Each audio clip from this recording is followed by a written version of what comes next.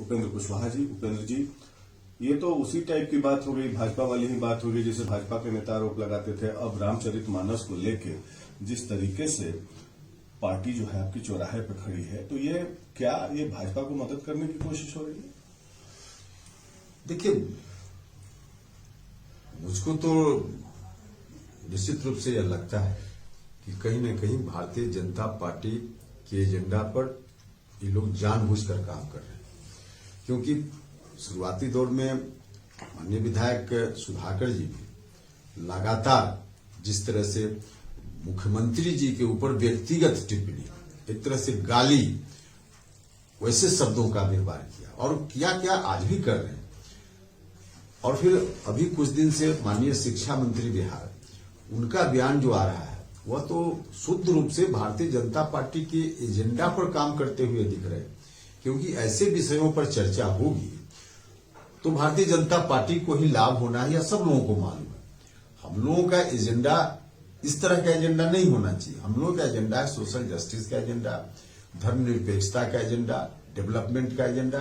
तो ऐसे एजेंडों पर बहस हो तो हम लोगों के लाभ की बात होगी, लेकिन बीजेपी के एजेंडा पर उनके फील्ड में जाकर उनकी बीच पर खेलने का काम माननीय शिक्षा मंत्री जी कर रहे हैं। तो स्वाभाविक रूप से जब बीजेपी को ही लाभ होना है तो फिर ऐसा काम कर क्यों रहे हैं? आप मानते हैं कि रामचरितमानस जो है नफरत का ग्रंथ है, जैसा कि चंद्रशेखर जो शिक्षा मंत्री है उन्होंने कहा? देखिए, उन्हीं से पूछिए ना कि डॉक्टर लोहिया, जिसकी विरासत पर चलने की बात हम सब लोग करते हैं, राष्ट्रीय जनता दल के लोग भी करते हैं, और डॉक्टर लोहिया रामायण मेला लगाते थे और इससे समाज में संदेश देने का प्रयास करते थे, और उस ग्रंथ के बारे में जिस तरह की टिप्पणी की गई पूरे तौर पे गलत है, पूरे तौर पे गलत है, लेकिन फिर भी लगातार बोल रहे हैं। बोलने का मतलब सीधा है कि बीजेपी को लाभ पहुंचाने के मकसद से बोल रहे हैं, सीधा इसका ही। उनकी पार्टी में ही दो फाड़ है। जगदानंद सिंह ने कहा कि पार्टी आपके साथ है, शिवानंद जी बोलते हैं कि ये बिल्कुल गलत बोल रहे हैं, आपस में ही भिड़ गए दोनों कल। हाँ, निश्चित रूप से सब लोगों ने देखा है कि राष्ट्रीय जनता दल के दो बड़े नेता आपस में भिड़े हुए हैं। तो ऐसी स्थिति में हम तो सीधे तौर पे कहेंगे कि राष्ट्रीय जनता दल का जो शीर्ष नेतृत्व है उन लोगों को तुरंत एक्शन लेना चाहिए, क्योंकि तेजस्वी यादव जी ने खुद ही एक दिन स्वीकार किया कि उनके विधायक भारतीय जनता पार्टी की नीतियों के अनुकूल काम कर रहे हैं। तो इस बात को जब महसूस करते हैं उसके बाद भी कार्रवाई नहीं होती है तो तब तो लोगों की जो आशंका है कि कहीं न कहीं भारतीय जनता पार्टी के प्रेशर में या भारतीय जनता पार्टी को जानबूझकर फायदा पहुंचाने के मकसद से कोई मिलीभगत रहती है इन लोगों के बीच में, ताकि आवश्यकता अनुसार कुछ मामलों में राष्ट्रीय जनता दल के नेताओं को लाभ मिलता रहे और इसके एवज में बीजेपी को फायदा पहुंचाया जाए। क्यों इन लोगों की मिलीभगत हो सकती है? क्या लाभ मिल सकता है इन लोगों को? नहीं, लोगों के बीच आशंका रहती है ना, कई तरह का मामला होता है, जिन मामलों के चलते कई बार राष्ट्रीय जनता दल के नेताओं को थोड़ी मदद चाहिए केंद्र सरकार से, और भारतीय जनता पार्टी को राजनीति करनी है तो राजनीतिक लाभ उनको चाहिए। तो अब हम सीधा कहेंगे जितना विलंब होगा कार्रवाई करने में उतना ही लोगों की आशंका और उसको आशंका को बल मिलेगा। तो अविलंब कार्रवाई हो, जल्दी से जल्दी कार्रवाई हो, ताकि इस तरह की जो आशंका पनप रही है उस पर विराम। आपकी पार्टी, आपको क्या लगता है, इन सब बयानों से और घटनाक्रम से कमजोर होती जा रही है?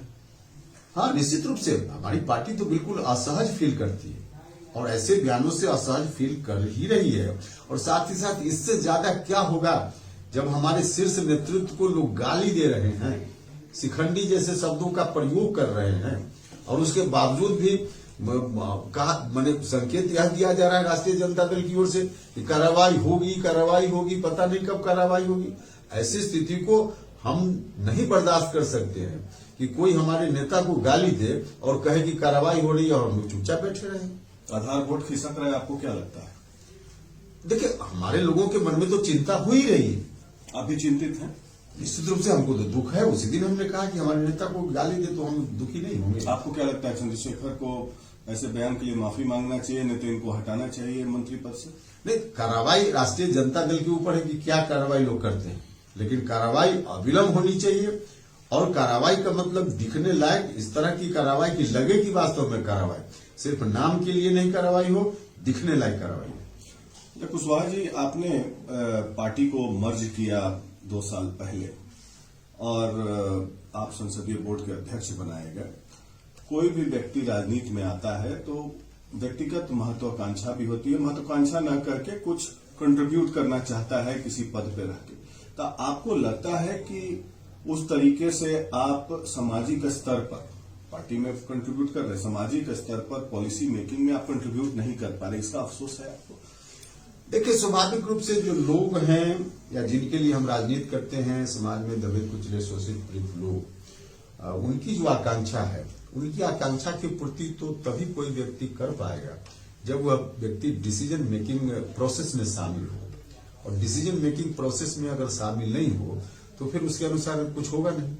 तो यह स्थिति तो है ही। तो स्वाभाविक रूप से इस तरह की भूमिका तो कोई भी चाहता है। मतलब आप ही चाहते हैं कि आप सरकार के अंग रहते हैं महत्वपूर्ण, जैसे कि नीतीश जी के नीचे डिप्टी सीएम जैसे पद को सुशोभित करते, तो डिसीजन मेकिंग प्रोसेस में रहते हैं, पॉलिसीज को एग्जीक्यूट करते, इम्प्लीमेंट करते अपने हिसाब से। आपके अनुभव का फायदा हो सकता था सरकार और पार्टी दोनों को।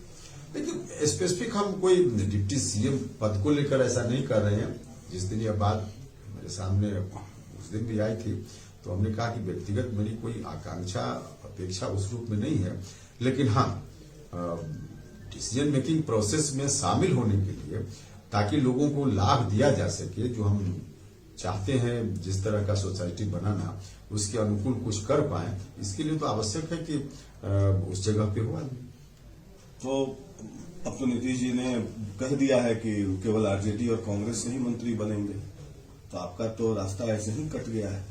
देखिए, कोई मेरे रास्ता कटने का मामला नहीं है, लेकिन हाँ रोज जो पार्टी हमारी कमजोर होते जा रही है, इसके लिए कुछ काम करने का अवसर होता जो हम नहीं, हमको उस तरह का अवसर दिख रहा है, तो फिर इसलिए होकर सिर्फ देखते रहें कि पार्टी कमजोर हो रही है और कुछ न कर पाए आदमी, तो यह तो निश्चित रूप से स्थिति ठीक नहीं है। नीतीश जी ने लॉ कुश फॉर्मूला बनाया था 2005 में, और उसी के तहत आपका नाम उपेंद्र प्रसाद से उपेंद्र कुशवाहा की घोषणा करवाई, लीडर ऑफ अपोजिशन बने आप।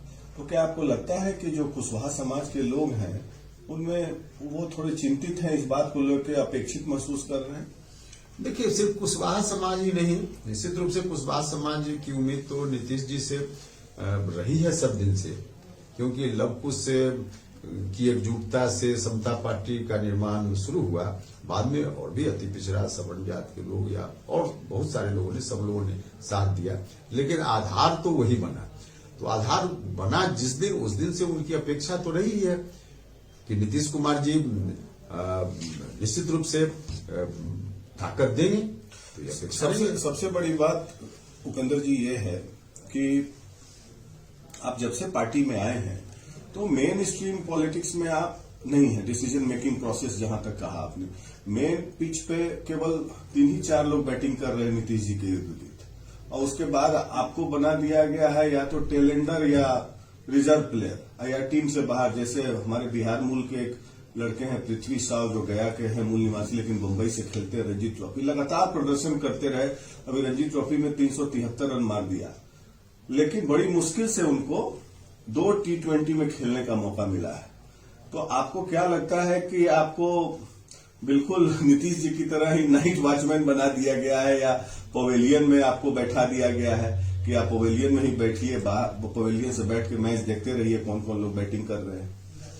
देखिए, एक तो सीधी बात है कि जिस रूप में आप खेल का उदाहरण देके चर्चा कर रहे हैं, तो पूरी पार्टी के लिए अगर हम उसी से जोड़कर व्याख्या करें तो हम लगातार कह रहे हैं कि हमारी पार्टी कमजोर हो रही है, मतलब हमारी टीम का प्रदर्शन अच्छा नहीं हो रहा है। तो टीम का प्रदर्शन अच्छा होगा कि बुरा होगा, जिसको खेलने का पिच पर मौका मिलेगा वही तो दिखा पाएगा। और जो पेविलियन में खिलाड़ी बैठा हुआ है उसको क्या, उससे क्या रिलेशन उसका है कि खेल अच्छा हो रहा है या खराब हो रहा है? तो स्वाभाविक रूप से पेविलियन में बैठा हुआ खिलाड़ी तो इसके लिए दोषी भी नहीं है, और मौका मिले तो फिर अपना प्रदर्शन करके दिखाए। आप कब तक पवेलियन में बैठे रहेंगे? और आपके कुछ समर्थक भी हैं जो पवेलियन में बैठे होंगे। नहीं, वो तो कैप्टन के ऊपर है ना कि किसको कब कहाँ किस मैदान में कहाँ लगाया जाता है। तो पवेलियन में बैठ के आप मैच देखते रहेंगे ऐसे ही? तो कैप्टन, इतना तो अनुशासन हम लोग मानते हैं कि कैप्टन का जो डिसीजन होगा वही अंतिम डिसीजन है। तो ये पवेलियन में कब तक बैठे रहेंगे? फिर हम कहेंगे कि कैप्टन का डिसीजन इसमें होता है, मेरा व्यक्तिगत डिसीजन। वो जैसे होता है ना पवेलियन में जो रिजर्व प्लेयर होते हैं, एक पीला कपड़ा पहन के बैठे रहते हैं और जाके पानी का बोतल और तौलिया पहुंचाते रहते हैं। देखिए, उस रूप में सीधे तौर पे खेल की व्याख्या पार्टी के साथ जोड़कर नहीं की जा सकती है। जस्ट एक उपमा के रूप में, एग्जाम्पल के रूप में चल सकता है। और उस रूप में हमने कहा कि तमाम इस तरह का डिसीजन कैप्टन को लेना होता है, मतलब पार्टी के शीर्ष नेतृत्व को। फिलहाल आप पवेलियन में हैं। या तो सब लोग देख रहे हैं ना कि जो लोग खेल रहे हैं पिच पर, सब लोगों की नजर में है कि कौन लोग खेल रहे हैं और कौन पेविलियन में है। और ये क्या आपके लिए, क्या बीजेपी के भी दरवाजे खुले हुए हैं आगे चल के? क्या आपको लगता है कि बीजेपी से नीतीश कुमार जो अलग हुए वो एक राजनीतिक भूल थी? नहीं, ऐसा नहीं है। जो जिस समय की आवश्यकता होती है उसके हिसाब से वह डिसीजन होता है और बिल्कुल सही डिसीजन है। इसमें कहा कोई सवाल उस बात का नहीं है। सवाल है कि हम जितना मजबूत, हमारी पार्टी जितनी मजबूत रहेगी उतनी ही राजनीतिक मजबूती से आगे हमारी पार्टी। आखिरी सवाल यह है कि आपने कहा पार्टी कमजोर हो रही है, तो नीतीश जी से आप हमारे चैनल के माध्यम से क्या आग्रह करेंगे कि पार्टी को मजबूती कैसे प्रदान की जाए? देखिए, चैनल के माध्यम से आग्रह नहीं किया जाता है ऐसी चीजों के लिए। नीतीश जी नेता हैं और सारी चीज उनकी नजर में। तो ये थे उपेंद्र कुशवाहा।